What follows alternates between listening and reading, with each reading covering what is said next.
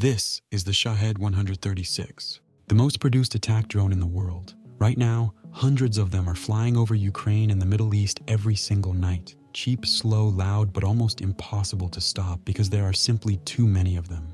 But what if I told you that this weapon, the world's deadliest drone, exists only because of a chain of events that started with one American mistake?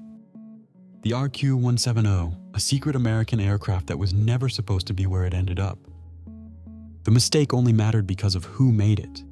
In the early 2000s, the United States didn't just lead the world in military drones, it was the world in military drones. The Predator and the Reaper could loiter over a target for a full day and put a missile through a window from miles up, and nobody else came close. Drones were America's specialty, America's advantage, and the Pentagon assumed they were America's secret. This is the story of how that advantage leaked out, and how over the next 10 years, one accident helped turn an isolated, sanctioned nation into a factory for the cheapest killer drones in the world. In 2009, photographers near Kandahar Air Base in Afghanistan caught grainy images of something parked on the tarmac that didn't make sense.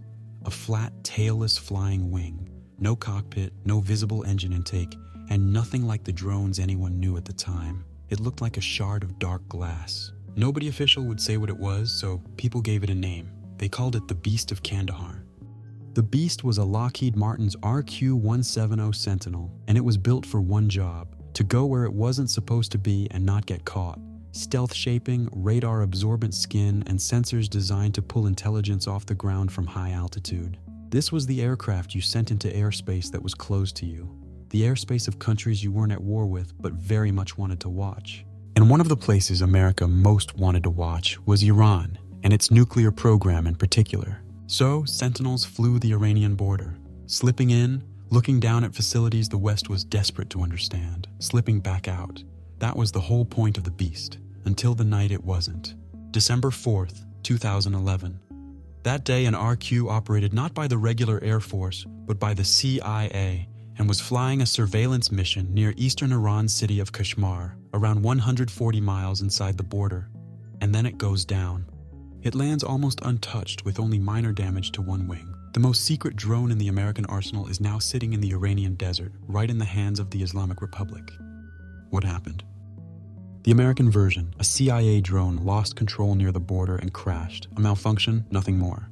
The Iranian version, their electronic warfare unit hunted it down, jammed its link and spoofed its GPS, and tricked the Sentinel into landing itself in Iran while it thought it was landing back home in Afghanistan.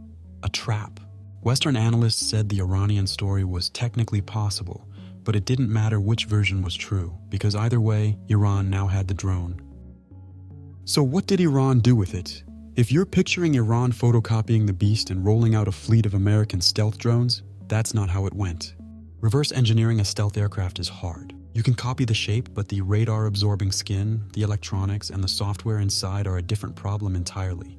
Iran managed to pull some of it apart and built a couple of its own drones from what it learned, but only a handful ever rolled off the line. As actual weapons, they barely mattered.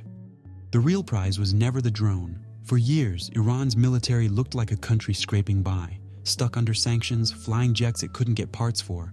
Nobody expected it to ever catch up to the West. The captured Beast changed that. It didn't matter how much Iran actually understood inside the drone. They had taken apart America's best aircraft, and now they were building from it.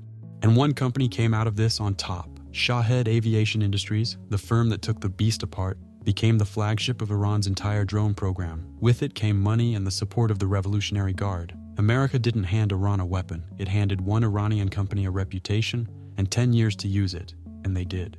10 years passed, and the drone that made Shahed Aviation famous looked nothing like the one that made it rich. The company that took apart the Beast didn't spend the next decade building stealth copies. It built an arsenal: reconnaissance drones, attack drones, and finally the one that would change modern war, a flying bomb cheap enough to throw away by the hundred. The Shahed 136, around 3.5 meters long, a small piston engine driving a propeller out the back, that lawnmower whine, 50 kilograms of explosives in the nose, fired off the back of a truck with a rocket boost, and somewhere between $10,000 and a couple $100,000 apiece, which in the world of military aircraft is pocket change. On paper, it's a terrible aircraft. Slow, loud, easy to see coming. A modern air defense system can shoot one down with ease, except you don't send one, you send 40. And when it costs $1 million missile to kill a $20,000 drone, run that trade a few hundred times a night and you bankrupt the defender long before you bankrupt the attacker. It was never about better technology. It was cheaper technology. And then came the customer who turned that idea into an industry.